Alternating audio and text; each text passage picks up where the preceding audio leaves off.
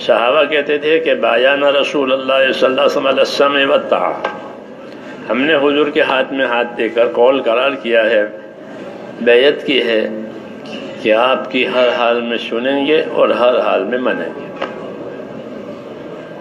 آپ کی بات سنیں گے، آپ کی بات مانیں گے۔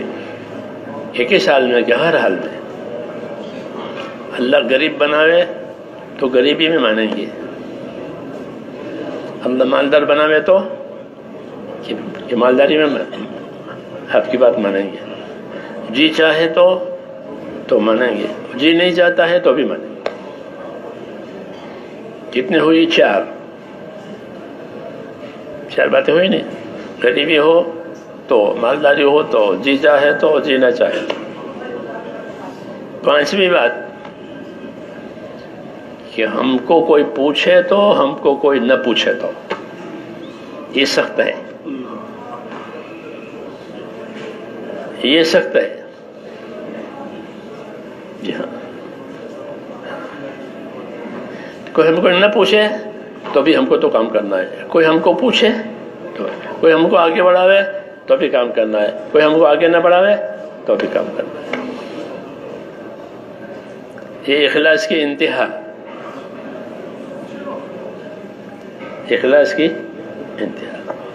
یہ نہیں پوچھے، یہ نہیں پوچھا ہم تو کریں گے، پوچھا آگے بڑھایا کہ تو بھی کریں گے، یہ اصل اخلاص ہے۔ یہ ہاں، اس لیے صحابہ رضی اللہ تعالیٰ عنہ جو ہے وہ ایک نمونہ ہے، پوچھا تو بھی کیا، نہیں پوچھا تو بھی کیا۔ یہ نہیں کہ ہم سے تو پوچھا نہیں ہے اور سوار ہو جائیں اعتراض کر کے، ہاں کہ ہم سے نہیں پوچھا،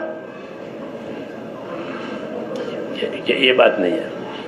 نہیں پوچھا ہوگا کسی وجہ سے، کوئی بات پیش آئی ہوگی، جی ہاں،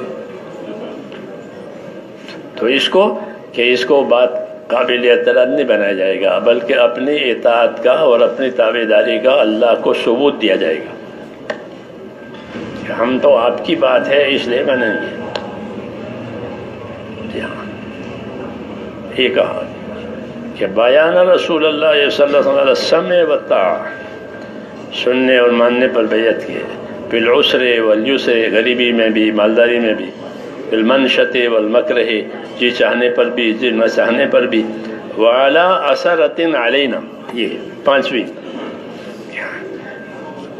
کہ ہم کو نہ پوچھے، دوسرے کو پوچھے، ہم کو آگے نہ بڑھاوے، دوسرے کو آگے بڑھاوے تو بھی ہم تو اطاعت کریں گے۔